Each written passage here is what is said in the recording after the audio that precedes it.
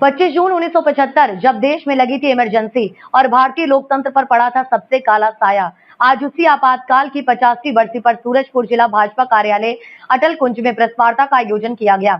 Press वार्ता में मुख्य वक्ता रहे छत्तीसगढ़ वन विकास निगम के अध्यक्ष और पूर्व गृह मंत्री रामसेवक पैकरा। उन्होंने कांग्रेस पर जमकर हमला बोला और कहा कि आपातकाल भारतीय संविधान, प्रेस की स्वतंत्रता और मौलिक अधिकारों पर सीधा हमला था। पूर्व भाजपा जिला अध्यक्ष बाबूलाल अग्रवाल ने भी कांग्रेस की मानसिकता पर सवाल उठाते हुए युवाओं से लोकतंत्र की रक्षा के लिए जागरूक रहने की अपील की। उन्होंने प्रधानमंत्री नरेंद्र मोदी के नेतृत्व की भी सराहना की। इस मौके पर भाजपा के कई वरिष्ठ पदाधिकारी और कार्यकर्ता भी मौजूद रहे।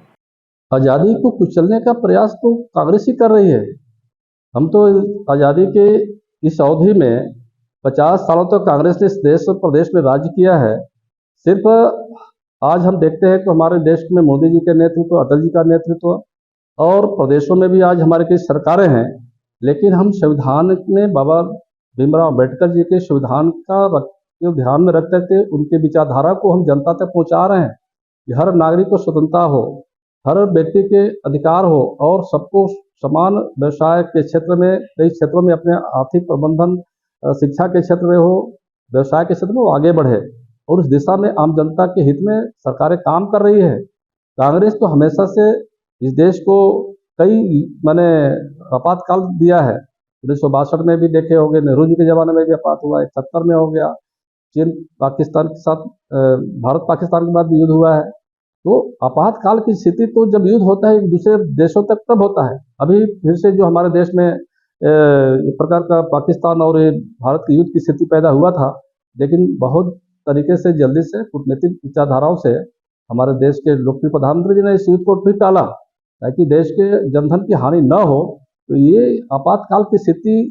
उस समय क्या रहा है वो तो अलग विषय है, लेकिन वास्तव में हम देख रहे हैं कि उस समय किसी तरह सिर्फ राजनीतिक लाभ लेने के लिए इमरजेंसी लगाया करते थे और देश की इतना बड़ा जो नुकसान होता है ये पूरे सब जनता देखती है। हमारा उद्देश्य है कि जो गलत तरीके से संविधान की हत्या किया गया था 50 साल पहले, जो इस संविधान की तोड़ मरोड़ करके हमारे देश की हत्या करके हमारे देश के नागरिकों के साथ असुरक्षा, नागरिकों से दुर्व्यवहार और आम जनता को संविधान नागरिक अधिकार को छीनना, आप जैसे सभी को जो है मीडिया के प्रेस के माध्यम से आप जन जागरण नहीं कर सकते थे, जनता को उनकी जो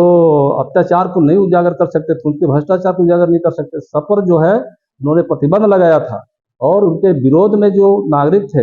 ये हमारे नेता थे, भारतीय जनता पार्टी उस समय तो नहीं थी, उस समय जो है जनसंघ के लोग थे, आरएसएस के लोग थे, विद्यार्थी परिषद के लोग थे या अन्य दल के लोगों ने भी जो भी विरोध किया, छात्रों तक को भी जेल में भेजा गया और इसके विरोध में ही आज हम संविधान कला दिवस के रूप में जो मना रहे हैं, जनता को बताना चाहते हैं कि कांग्रेस की इच्छा और नियत क्या है, उनकी देश के लिए क्या क्या इस तरह के जो काम करते थे, तो आज हम उसको उजागर कर रहे हैं और इसको इतिहास को बताना चाहते हैं जनता को और भविष्य को।